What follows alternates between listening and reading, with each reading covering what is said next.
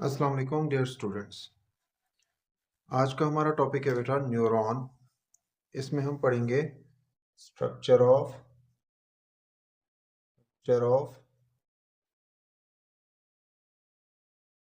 Neuron.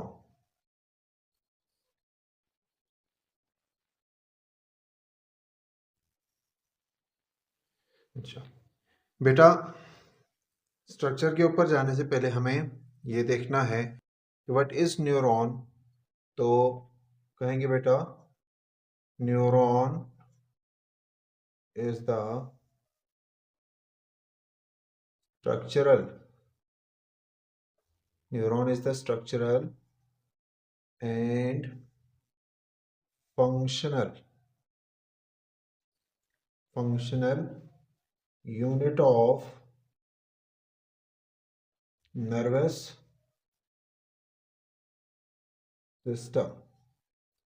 ये nervous system का basic structural और फंक्शनल यूनिट है। यही न्यूरॉन्स आपस में मिला के नर्वस टिश्यूज बनाते हैं और नर्वस टिश्यूज फिर नर्वस सिस्टम बना लेते हैं। ठीक है जी। तो बेसिकली स्ट्रक्चर ऑफ न्यूरॉन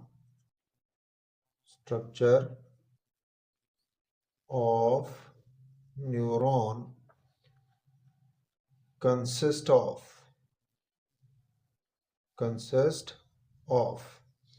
यहाँ पे इसको मैं फ्लो चार्ट में दिखा रहा हूँ बेटा। एक न्यूरॉन का जो स्ट्रक्चर है वो दो चीजों पर मुश्तमिल है। एक को हम कहते हैं बेटा सेल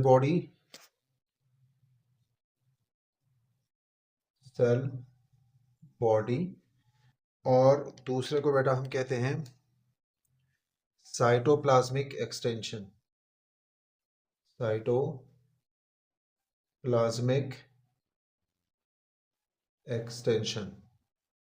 न्यूरॉन का जो स्ट्रक्चर है बेटा, ये डायग्राम के साथ भी आपको मैं समझाऊंगा। सेल बॉडी दरअसल दो चीजों पर मुश्तमिल है। Cell body consist of nucleus and cytoplasm. ठीक है। और जो आपके पास साइटोप्लाज्मिक एक्सटेंशन है वो आपके पास दो टाइप के हैं। एक आपके पास है डेंड्राइट और दूसरा आपके पास है बेटा एक्सोन। ठीक है। इसको अगर मैं ड्रॉ करूंगा, यहाँ पे आप देख लीजिए, ये आपके पास है सेल बॉडी न्यूरोनल,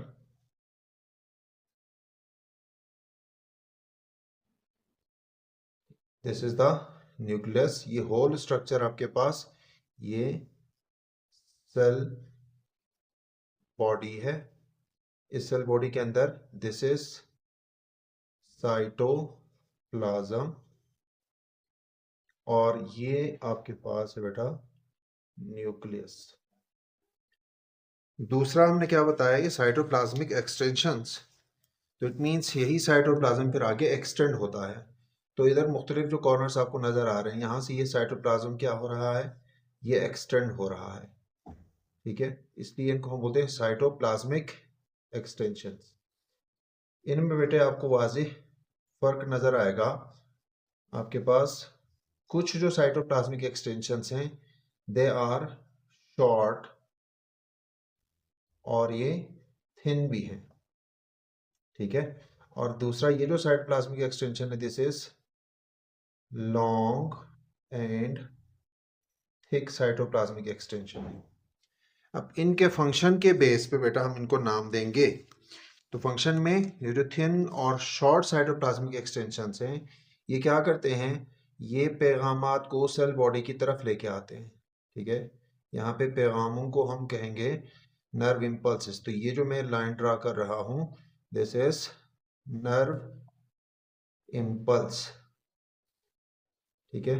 तो वो शॉर्ट और थिन साइटोप्लाज्मिक एक्सटेंशंस जो नर्व इम्पल्सिस को साइटोप्लाज्म की तरफ लेके आए, इन थिन और शॉर्ट साइटोप्लाज्मिक एक्सटेंशंस को बेटा बोलते हैं डेंड्राइट।